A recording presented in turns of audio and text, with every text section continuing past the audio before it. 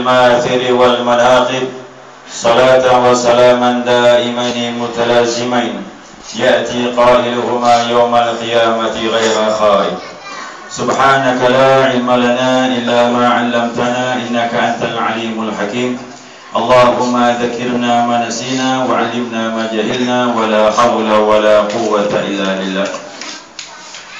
Yang saya hormati Ketua serta pengurus Masjid Surau Ad-Da'wah, kemudian kepada para tokoh agama, pemuka agama, bapak-bapak haji, imam surau, guru-guru qiraatul Quran, kemudian yang saya hormati para tokoh masyarakat, pemuka masyarakat, para hadirin, para ikhwan dan akhwat, jamaah Majlis Ta'lim Ad-Da'wah, Surau Ad-Da'wah yang saya muliakan rahmati Allah Subhanahu wa taala, dan juga kepada warga Gang Sukamaju Dalam yang bersama-sama saya muliakan rahmati Allah Subhanahu wa taala. Alhamdulillah, puji serta syukur senantiasa kita aturkan kehadirat Allah Azza wa Jalla atas limpahan rahmat hidayahnya kepada kita, sehingga malam ini alhamdulillah kita dapat bertemu kembali dalam keadaan sehat walafiat yang seperti biasanya yang kita isi dengan pengajian. Namun malam ini kita khususkan untuk mengisi dengan maulid, peringatan maulid Nabi, yang mana merupakan kesepakatan dari pengurus masjid. Nah, itu bertepatan malam ini kita isi dengan zikir, tidak dengan majlis ta'lim, namun kita rangkaikan dengan maulid Nabi sallallahu alaihi wasallam. Nah, kita harapkan bahwasanya kemuliaan yang kita dapatkan malam ini melebihi daripada malam-malam yang lain sebagaimana yang kita lakukan dengan kemuliaan Nabi kita Muhammad sallallahu alaihi wasallam.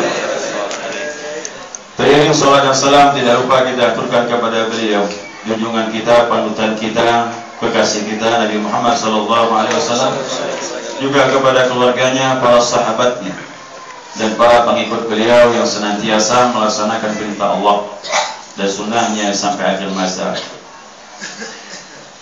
Para jamaah sekalian, malam ini termasuklah bagian-bagian dari rangkaian peringatan Maulid, dan kita senantiasa mengikuti Maulid ini, dan kita menganggap perlu, karena dalam peringatan Maulid ini begitu besar hikmah yang kita ambil, dan ini semua yang kita lakukan tidak ada pertentangan dengan Al-Quran dan hadis Rasulullah SAW.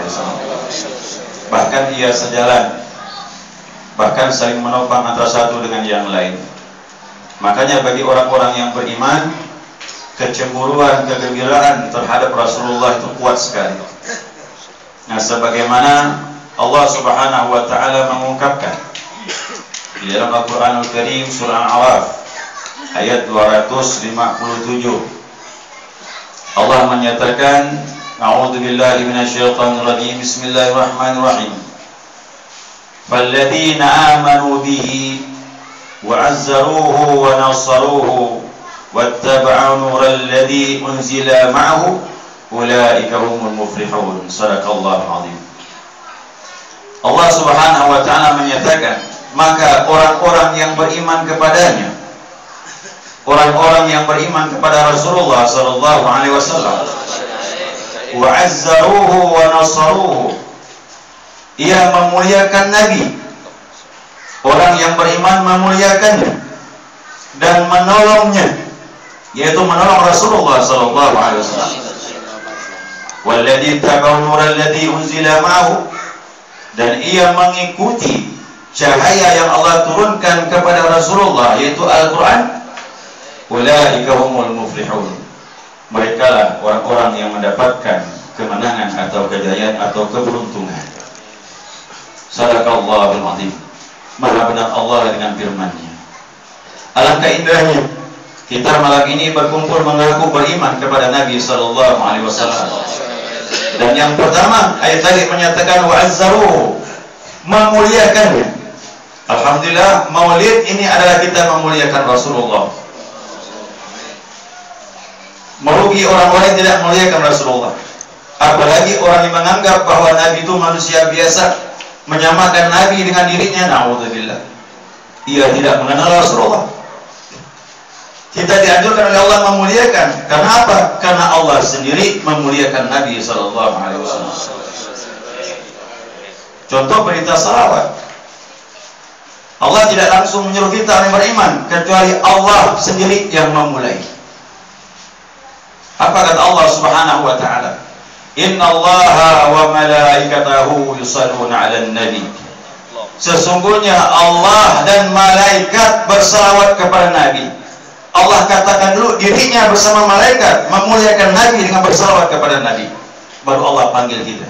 Ya ayyuhalladzina amanu sallu alaihi. Hai orang-orang yang beriman, salawatlah kepadanya. Kalau orang tidak bersalawat kepada Nabi, berarti di sini dia melangkahi Allah Subhanahu Wa Taala, meremehkan Allah Subhanahu Wa Taala sebagai Tuhannya. Karena Allah memanggil kita untuk bersalawat, terlebih dahulu Allah memulai dirinya bersalawat kepada Rasulullah. Banyak amal ibadah yang lain. Allah perintahkan salat, Allah tidak salat. Allah perintahkan zakat, Allah tidak melakukan zakat. Rezeki Allah beri kepada kita. Tidak perlu Allah berzakat karena rezeki dari Allah Subhanahu Wa Taala. Allah menyuruh kita melaksanakan puasa Ramadan karena Allah memang tidak makan, tidak minum. Allah tidak perlu itu. Tetapi untuk bersalawat sebelum Allah perintahkan kepada kita, Allah dulu yang memulai. Masya Allah. Dengan demikian digarisbawahi, inilah yang nyata dan amat nyata kemuliaan Rasulullah Sallallahu Alaihi Wasallam. Yang kedua, wa nasaruhu, dan orang beriman itu memuliakan dan menolongnya, yaitu menolong Rasulullah Sallallahu Alaihi Wasallam. Dengan apa cara menolong? Ini syiar Maulid, syiar agama Islam. Tausiah menolong Rasulullah.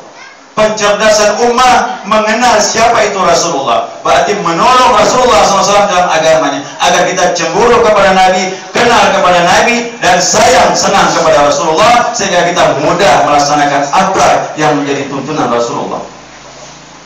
Tidak ada jalan lain.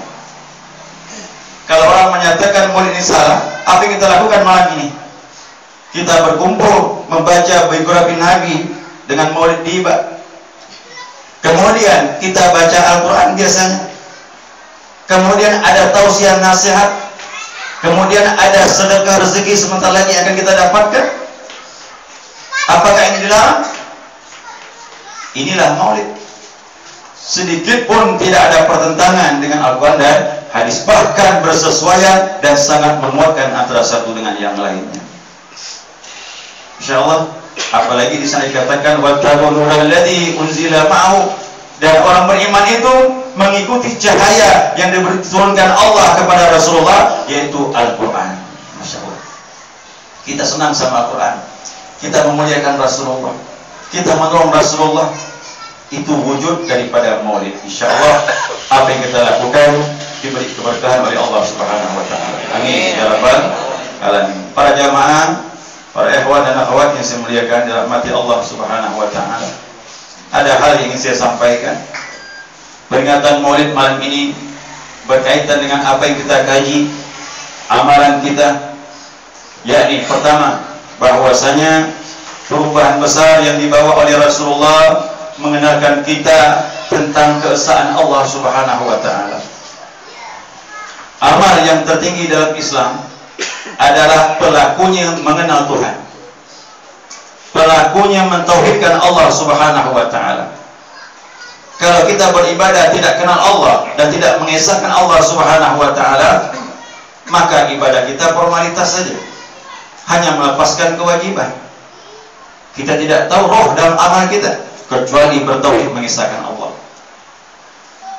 Ini diwujudkan dalam Al-Quran surah Ibrahim ayat 24 dan ayat 25. Kalau dalam ilmu tariqah disebut ayat ini berulang-ulang. Apa kata Allah Subhanahu Wa Taala? Alam tara kaifa daraballaha mathalan kalimatan tayyiban kasyajaratin tayyibatin asluha thabitun wa farmuha fis sama' tu'ti ukulaha hinin bi'idni rabbiha wa yadribullaha amthal linnas la'allahum yatadakkarun. Sadaqallahul azim. Allah beri perumpamaan dalam Al-Quran. Apa kata Allah? Apakah kalian tidak mengetahui bagaimana Allah memberi perumpamaan, yaitu kalimatun thayyibah. Apa itu kalimat thayyibah? Udah kita bahas, kalimat la ilaha illallah. Ijma' sudah ulama, tafsirnya kalimat thayyibah, kalimat la ilaha illallah. Kasyajaratin thayyibah, kalimat thayyibah itu seperti pohon yang baik, kata Allah. Pohon yang baik, asluha thabitun, dia punya akarnya kokoh menghujam ke dalam tanah. Wa far'uha fis sama, dia punya cabangnya menembus sampai ke langit. Tu'ti ukulaha hinin bi'idzni rabbiha, setiap saat, setiap musimnya menghasilkan buah yang bisa dimakan dengan izin Tuhan, dengan izin Allah Subhanahu wa ta'ala. Dan itulah perumpamaan yang Allah berikan kepada manusia, la'allahum yatadakkarun, agar mereka mengingatnya, agar mereka selalu ingat terhadap kalimat thayyibah itu. Renungkan jamaah, ini bahasa yang indah dari Al-Quranul Karim.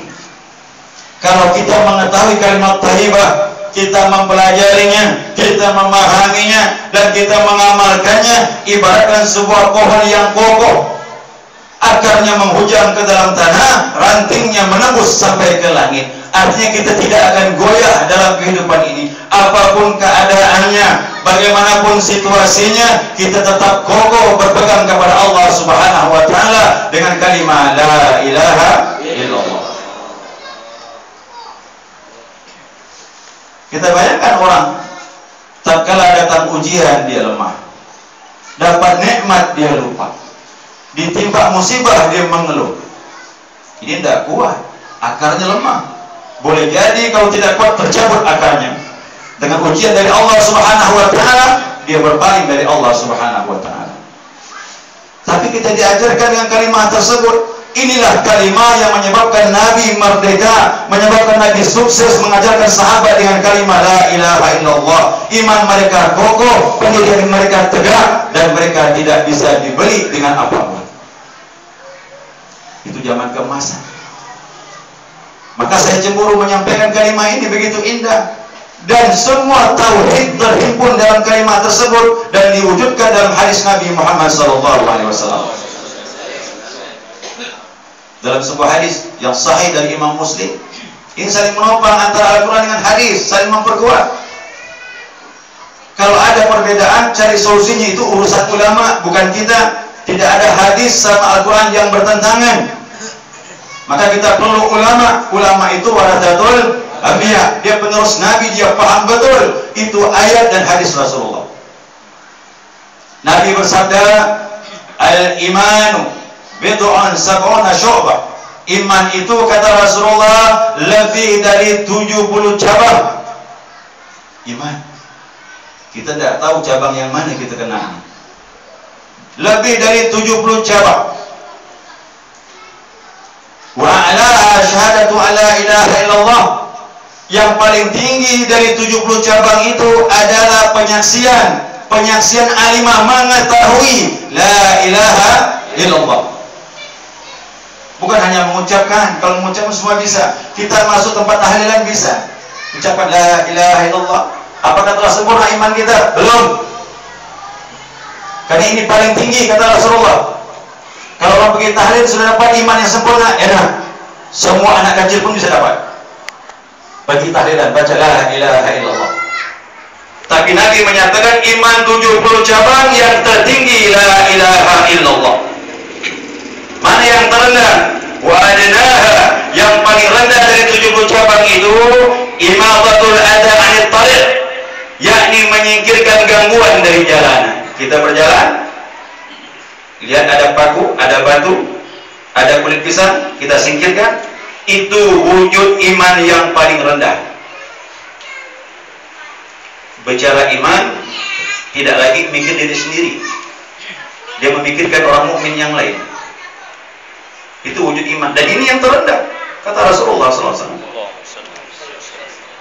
Saya penasaran, Apa makna 70 cabang ini? Yang tertinggi la ilaha illallah, yang terendah menyingkirkan gangguan dari jalanan. Sayyid Sabiq rahimahullah ta'ala, ini ulama dalam mazhab Hanafi, mengungkapkan dari yang pertama sampai 70 cabang iman diuraikan yang mendetil, termasuk dalam keyakinan yang diucapkan dan dalam perbuatan. Dalam keyakinan iman kepada Allah, kepada Rasul, malaikat, qada dan qadar, hari kiamat dan sebagainya. Iman tentang kesabaran, tawakal kepada Allah, yakin kepada Allah, istiqamah kepada Allah, ikhlas kepada Allah, itu masuk dalam hati. Banyak diuraikan, sekian puluh. Kemudian yang masuk dalam ungkapan mengucapkan syahadat asyhadu an la ilaha illallah wa Muhammad Rasulullah, berzikir kepada Allah, membaca Al-Quran dan sebagainya, dan masih banyak diuraikannya. Yang masuk dalam perbuatan, yaitu melaksanakan salat, melaksanakan zakat, melaksanakan puasa Ramadan, melaksanakan amal ma'ruf nahi munkar dan sebagainya, membantu orang lain, sedekah dan sebagainya, itu masuk dalam perbuatan. Diuraikan begitu mendetil, yaitu semuanya 70 cabang yang terakhir menyingkirkan gangguan dari jalanan. Yang tertinggi apa? La ilaha illallah. Dari urutan yang pertama sampai yang terakhir 70 itu dinaungi dalam kalimat la ilaha illallah. Artinya apa? Tidak ada nilai semua 70 itu kalau kita lakukan, kalau tidak memahami la ilaha illallah. Saya terkejut membaca kitab itu, judulnya Islamuna, agama Islam kami, katanya judul kitab itu. Mengungkapkan la ilaha illallah mewakili seluruh 70 cabang iman yang masuk dalam Islam, iman dan ihsan. Insyaallah. Kalau ini sudah ada, maka hadis tersebut belum selesai. Al-haya'u syu'batun minal iman. Sifat malu adalah merupakan bagian daripada iman. Baru ada malu. Kalau ada iman kepada Allah, baru ada malu. Kenapa orang zaman ini tidak malu berbuat maksiat? Bahkan tersenyum dia. Masuk TV tersenyum buat maksiat itu. Yang korupsi tersenyum pakai dasi, bawa tas, disorot dengan TV. Yang bermaksiat pun tersenyum diwawancara. Kenapa? Tidak ada la ilaha illallah. Dia hanya percaya saja, tapi tidak ada keyakinan kepada la ilaha illallah. Dia tidak meyakini ada Allah, itu masalahnya. Makanya ibadah yang bernilai kalau ada yakin kepada Allah Subhanahu wa ta'ala. Sifat malu bagian daripada iman. Malu yang bagaimana ini? Apakah kita malu tidak enak sama orang? Tidak. Orang berbuat baik kita tidak enak rasa malu? Tidak, bukan ini. Malu yang sebenarnya sebagaimana diungkapkan dalam hadis Nabi SAW, tatkala Nabi berkata di hadapan para sahabat, istahyu minallah haqqal haya. Malulah kalian sebenar-benar malu kepada Allah. Berarti malu bukan dengan makhluk, malu kepada Allah. Itulah kalimat la ilaha illallah. Kalau malu kepada manusia, depan manusia dia berbuat baik, tapi di belakang manusia dia berbuat apa yang dikehendakinya, karena dia tidak meyakini Allah dan tidak malu dengan Allah Subhanahu wa ta'ala. Tatkala Nabi SAW menyatakan hal seperti itu, ya Rasulullah, innana lastahyi, alhamdulillah, ya Rasulullah, kami telah malu. Alhamdulillah, segala puji bagi Allah, kata sahabat. Qala, Nabi menjawab, bukan begitu, kata Nabi, bukan seperti itu malu. Kata Nabi, walakin istahyi min Allah haqqal haya, akan tetapi sebenar-benar malu kepada Allah Subhanahu wa ta'ala, antahfaza rasa wa mawa'an, kau menjaga kepalamu, apa yang ada di sekitar kepalamu, mata, mulut, kuping, pikiran, dijaga semuanya. Kalau kau malu sama Allah, arahkan semua yang baik kepada Allah Subhanahu wa ta'ala. Yang kedua kata Nabi, wantahfaza madha wa ma'aba, kau menjaga perutmu dan apa yang ada dalam perutmu. Yang kita makan harus steril kehalalannya. Yang ketiga, watadhikurul maut wal bila, ingat kematian dan kehancuran setelah kematian. Ini orang yang malu sama Allah. Yang ketiga, kata Nabi SAW, waman aradal akhirat taraka zinatad dunya, siapa yang menghendaki kebahagiaan akhirat, jangan tertipu dengan dunia. Faman fa'ala dzalik, siapa yang melakukan seperti ini, faqad istahya min Allah haqqal haya, sungguh dia telah orang yang malu sebenarnya malu kepada Allah Subhanahu wa taala. Para ikhwan dan akhwat jemaah sekalian yang saya muliakan dirahmati Allah, begitu indah perkataan Nabi. Kalau orang sudah percaya la ilaha illallah, sudah berakar di hatinya yakin ada Allah Subhanahu wa taala mewakili 70 iman, maka sifat malu akan muncul di hadapan Allah, bukan di hadapan makhluk. Insyaallah kita jadi orang yang baik. Tidak di hadapan manusia, tempat sendiri pun, terpencil pun, kita menyendiri, kita takut ada Allah yang menyaksikan perbuatan kita. Nah, kita lihat mata kita ini untuk apa yang kita lakukan, kuping kita, mulut kita, jagalah, jangan sampai semuanya itu mengarah kepada maksiat kepada Allah.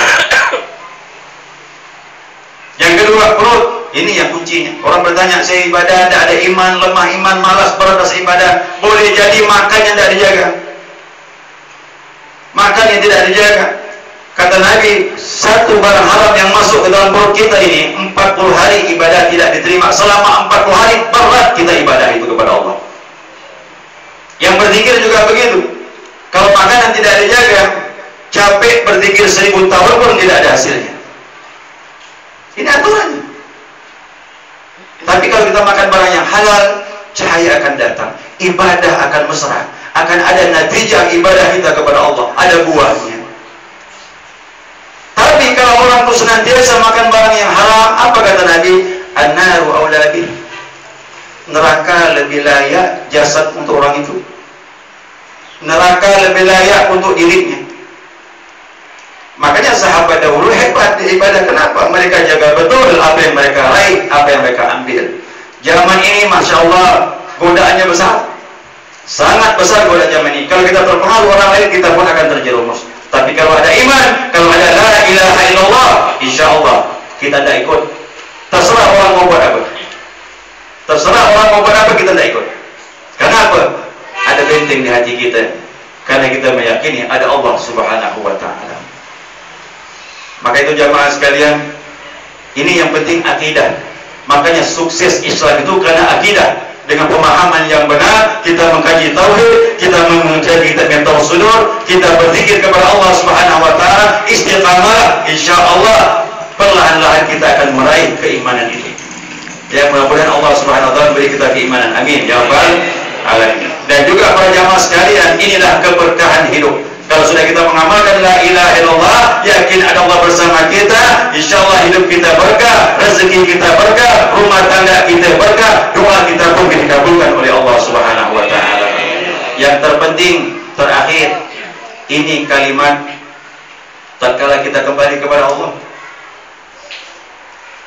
Waktu Nabi sallallahu alaihi wasallam, ya, detik-detik terakhir, tidak ada kalimat yang lain. Dia berbaring di pangkuan Aisyah radhiyallahu anha. Aisyah menangis, air liurku jatuh di mulut Rasulullah, dan aku mengambil karena tidak tahan melihat Nabi tatkala kembali kepada Allah. Nabi ternyata juga berdoa kepada Allah, jangan sampai ada kemabukan dalam kematian. Nabi mengambil suatu wadah, minta air, Nabi bersiwak, bersihkan gigi sebelum rohnya lepas. Tangan Nabi memasukkan dalam wadah dan digosok ke leher Rasulullah SAW. Apa Nabi ucapkan? La ilaha illallah, innal mauta la sakarat, rafiqal a'la, rafiqal a'la. Tiada Tuhan kecuali Allah. Sesungguhnya kematian ada kemabukan, kata Nabi. Ada sesuatu yang memberatkan dalam kematian. Nabi minta kepada Allah agar dimudahkan dengan apa? Dengan kalimat la ilaha illallah. Nabi mengucap rafiqal a'la, rafiqal a'la. Teman-teman yang tinggi kedudukannya, yaitu siapa? Ulul azmi, para nabi-nabi. Nabi sudah rindu bertemu dengan mereka. Apa pengantar Nabi? Tidak lain kecuali kalimat la ilaha illallah. Lahir kita dengan la ilaha illallah, berkah hidup kita dengan la ilaha illallah karena menjaga hukum Allah, mati pun kita dengan mengucapkan la ilaha illallah. Pantas Nabi mengatakan, man kana akhiru kalamihi la ilaha illallah dakhala jannah. Siapa yang melepaskan rohnya di dunia ini dengan kalimat tersebut, dijamin masuk surganya Allah Subhanahu wa taala. Maka dari itu, Kita mengulang-ulang kalimat ini, mudah kita pahami, kita amalkan, karena kita ingin mengakui Allah Tuhan kita. Jangan kita mengakui hawa nafsu sebagai Tuhan kita, hancur kita. Jangan kita mengakui syaitan sebagai Tuhan kita, hancur kita. Kita ingin alihkan semuanya, ilah kita, kecenderungan kita, penyembahan kita hanya kepada Allah Subhanahu wa Ta'ala. Dan mudah-mudahan Allah merahmati kita semuanya. Amin ya rabbal alamin. Dengan berkah kalimat la ilaha illallah, ini kalimat tauhid yang dibawa oleh Nabi Muhammad sallallahu alaihi wasallam. Lahirnya Nabi, lahirnya tauhid mengesahkan Allah Subhanahu wa Ta'ala. Semoga kita matinya husnul khatimah. Amin ya rabbal alamin. Berjumpa dengan Rasulullah. Amin ya rabbal alamin. Demikian para jamaah sekalian, saya tidak perlu berpanjang lebar. Mudah-mudahan Allah Subhanahu wa Ta'ala merahmati kita semuanya dalam keadaan diridainya dan istiqamah dalam mengamalkan suatu amalan sampai kita kembali kepada Allah dengan husnul khatimah. Wa ma taufiqi illa billah, alaihi tawakkaltu wa ilaihi unib. Wassalamu alaikum warahmatullahi wabarakatuh.